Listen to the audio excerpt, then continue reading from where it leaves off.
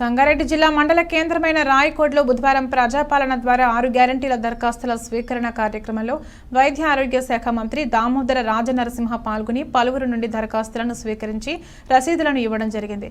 ఈ సందర్భంగా గ్రామ సర్పంచ్ కేదార్నాథ్ పాటిల్ మాట్లాడుతూ గ్రామంలో బీసీలకు శ్మశాన వాటిక లేనందున స్థలాన్ని కేటాయించాలని, అలాగే మురికి నీరు మెయిన్ రోడ్డుపై పారుతుందని, దానికి రోడ్డుకి ఇరువైపులా కాలువను నిర్మించాలని, గ్రామంలో నెలకొన్న రోడ్లు, డ్రైనేజీ తదితర సమస్యలు, వ్యవసాయ భూములు వక్ఫ్ బోర్డులో ఉండటంతో రైతులు పడుతున్న ఇబ్బందులను గురించి మంత్రికి విన్నవించడం జరిగింది. బ్లాక్ కాంగ్రెస్ అధ్యక్షుడు అంజయ్య మాట్లాడుతూ గత ప్రభుత్వం అభివృద్ధి ఏం చేయకపోవడంతో సమస్యలు ఎక్కడికక్కడ అలాగే ఉన్నాయని, ఇప్పుడు అధికారంలో ఉన్న కాంగ్రెస్ ప్రభుత్వం ఒక్కొక్కటిగా తీరుస్తుందని తెలిపారు. జిల్లా కలెక్టర్ శరత్ మాట్లాడుతూ 6 గ్యారంటీల దరఖాస్తుల స్వీకరణ ఒక్క రోజులో అయిపోయేది కాదని, ఎవరు కూడా తొందరపడకుండా తర్వాత కూడా ఏమేమి పంచాయతీ ప్రభుత్వ కార్యాలయాలలో పంచాయతీ కార్యదర్శులు, అధికారులు అందుబాటులో ఉంటారు కావున వారికి ఇవ్వొచ్చని ప్రజలకు సూచించారు. మంత్రి దామోదర రాజనరసింహ మాట్లాడుతూ మురుగు కాలువల నిర్మాణం, రోడ్లు, అలాగే గ్రామాల్లో నెలకొన్న అన్ని సమస్యలు పరిష్కరిస్తామని, బీసీల శ్మశాన వాటిక కొరకు సర్వే చేసి భూమిని కేటాయించాలని అధికారులను ఆదేశించారు. అలాగే అవసరమైన ప్రభుత్వ దవాఖానాలను నెలకొల్పి మెరుగైన వైద్యం అందిస్తామని, బీసీ కమ్యూనిటీ హాల్ను నిర్మిస్తామని, అలాగే అవసరమైన అన్నింటినీ మంజూరు చేసుకుని ప్రజల ఇబ్బందులను తొలగిస్తామని, ప్రభుత్వం ప్రకటించిన 6 గ్యారంటీల పథకాలను ప్రజలందరికీ చేరేలా పగడ్బందీగా అమలు చేస్తామని తెలిపారు. ఇంకా 4 గ్యారంటీలు కూడా కాంగ్రెస్ కట్టుబడి ఉన్నది.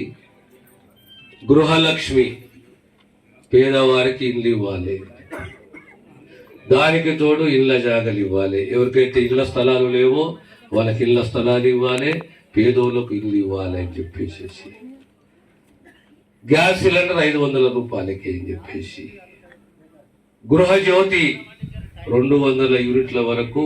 గతంలో ఏ రకైతే లేదా ఇంద్రమ్మ పేరు మీద పేదవాళ్లకు కరెంటు, ఇంటి కరెంటు ఉచితంగా ఉండెనో అదే పద్ధతిలో మళ్ళీ గృహజ్యోతి అని చెప్పి పథకాన్ని అమలు చేయాలని చెప్పి, చేయూత పెన్షన్ల పథకము, రైతు భరోసా అనేది, ఈ రకంగా ఒక్కొక్క పథకాన్ని అంచెలంచెలుగా ఆచరణలోకి తీసుకురావాలి.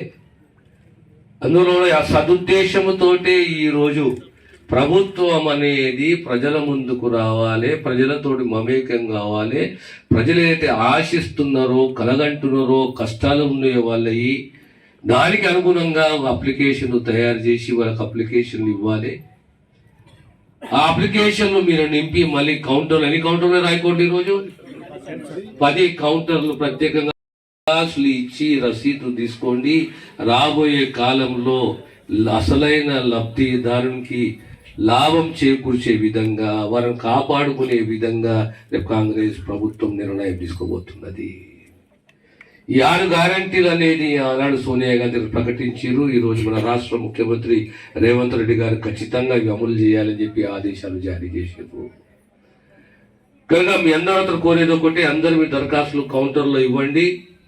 ఆ కౌంటర్లు ఇచ్చిన దరఖాస్తులని పరిశీలిస్తాము, న్యాయం చేద్దాము, మన ప్రాంతంని అభివృద్ధి చేసుకుందాం. ప్రధానంగా రోడ్ల వ్యవస్థ చాలా దీనంగా ఉన్నది. ఇంతకుముందే మీ సర్పంచ్ గారు అన్నారు, మాకు 2 అటువైపు ఇటువైపు పెద్ద డ్రైన్లు కావాలి మా గ్రామానికి అని చెప్పారు. అది R&B డిపార్ట్మెంట్ చెప్పి ఆ 2 డ్రైన్లు కట్టిస్తాను, నిర్మించేగా మంజూరు చేసే విధంగా నా కృషి ఉంటుంది. దానికి తోడు ప్రధానంగా ఈ రోడ్లు మన మండలంలో చాలా దీనంగా అధ్వానంగా రోడ్లు ఉన్నాయి. ఆ రోడ్ల మరమ్మత్తు చేపియాలి. మళ్ళీ మనము ఆ రోడ్ల మరమ్మత్తు చేపిస్తాము. దానికి తోడు గతంలో 450 ఎకరాలు ఈ శివారులో వక్ ప్రాపర్టీలో, వక్ భూములలో మీకు హక్కుండే, కానీ హక్కు లాక్కునే ప్రయత్నం చేశారు. మనం కోర్టుని ఆశ్రయించినము. కోర్టు ద్వారా స్టే తీసుకొని మళ్ళీ ఈ రోజు మీకు రైతు బంధు వస్తున్నది.